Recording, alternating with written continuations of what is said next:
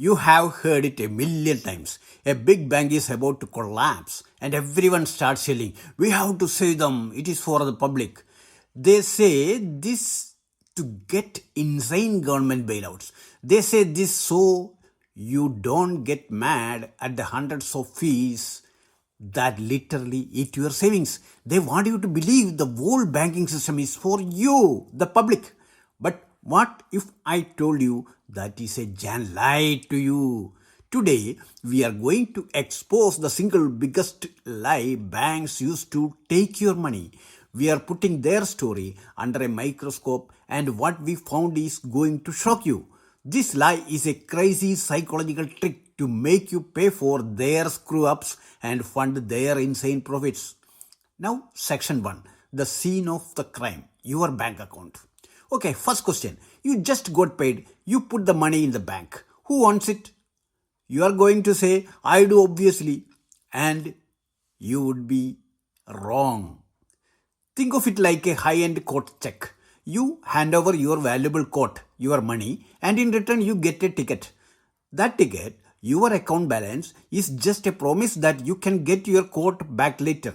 The second your money hits that account, it is not legally yours anymore. It is a giant IOU from a private corporation. This is a secret of banking law they don't want you to know. And this changes everything because now the bank can use your money as their asset. There are some rules, but that money is now on their books to make them more money. So that is your money.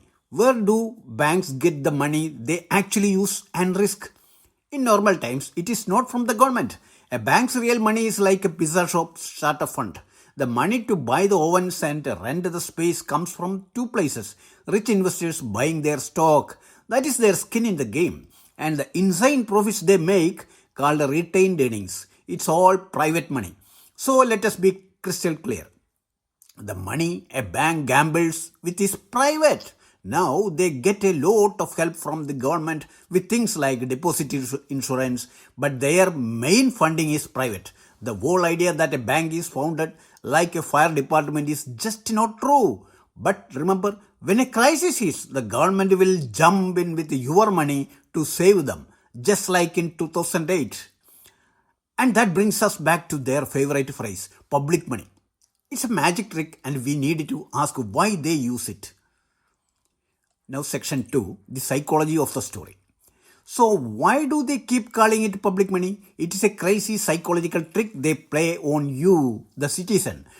By pretending they are protecting public money, banks and politicians pull off three insane tricks. First, it makes you think they are super safe, like the government itself. So, you trust them and don't ask any questions. Second, it makes you think we are all in this together, so you don't get mad when they charge you insane fees or need a bailout. And the biggest trick of all, it flips reality upside down. It is like they are trying to convince you that you are donating water to a public fountain for the good of the town. But what you are actually doing is giving your water to a private beverage company who then bottles it and sells it back to your neighbors for a huge profit. You are not a citizen at library. You are a lender to a corporation that wants to get rich.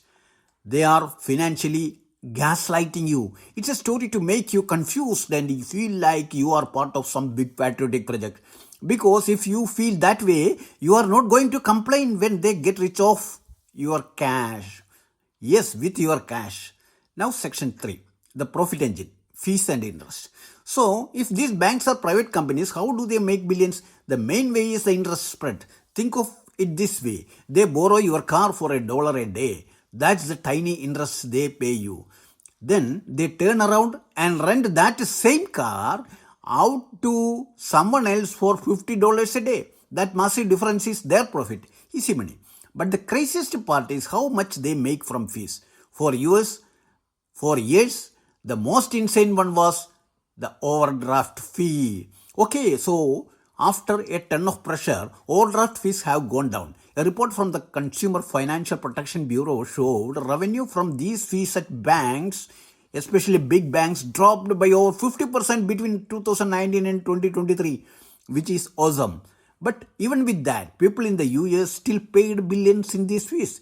When a bank charges you 35 bucks because you were short for 5 minutes, they are not protecting public money. They are making money for their rich shareholders. They call it a risk management cost, but it is just a private profit machine.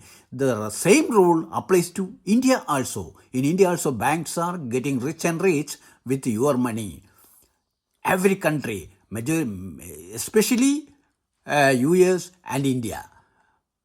Now, I love exposing stuff like this. If you want to see me break down more of the world's biggest secrets, smash that subscribe button and ring the notification bell. We are not stopping and you don't want to miss what is next. Next is section 4, the ultimate deception, that is the bailout. This is where the lie gets really insane. During a financial crisis, they use this trait to pull off the biggest heist of all. Think about 2008. The government unleashed the TARP, a massive bailout for the financial industry. Every politician and bank CEO said this was to protect the system, to protect ordinary people, to save the public's money.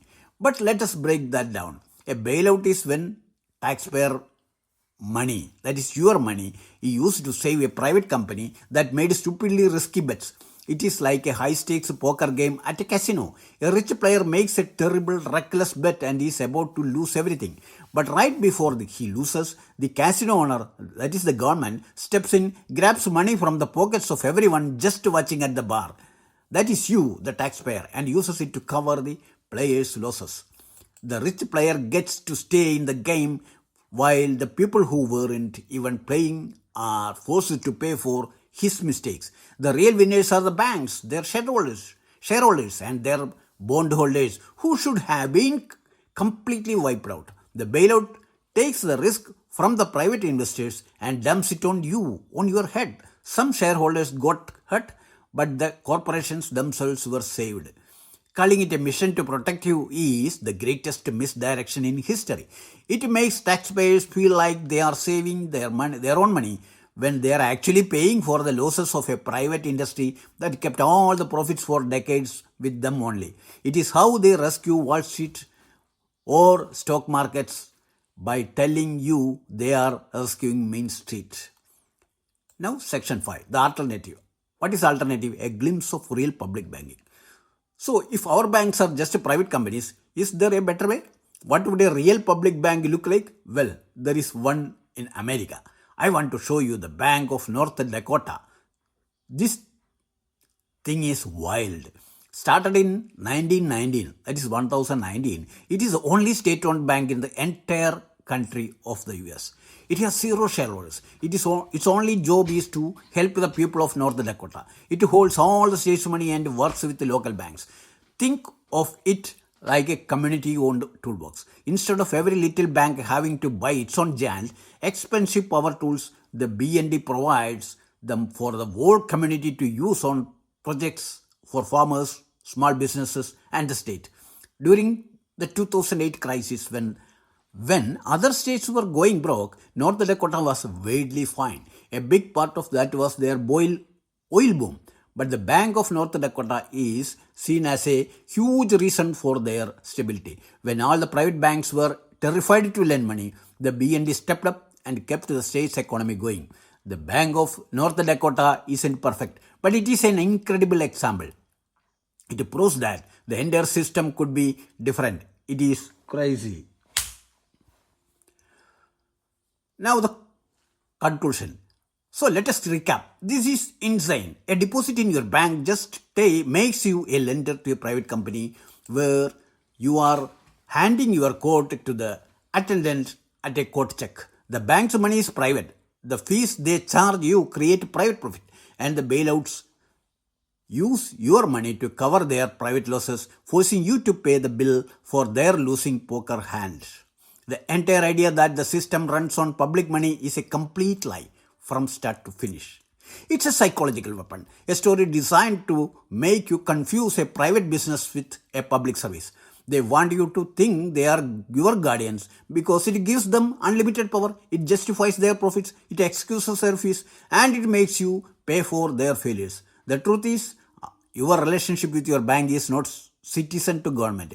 It's a customer to corporation or a customer to a company, profit-making company. That number in your bank account is your claim, your asset, and it is time we all started acting like it.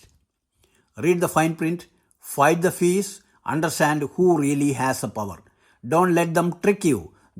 Don't let the banks trick you. The money in your account is your claim. The money they risk is their investors. And the difference between the two is where their profit and their giant lie is found. If your mind is blown, share this video with literally everyone you know. And I want to know in the comments what is the craziest fee a bank has ever charged you. I will read every single one. Thank you.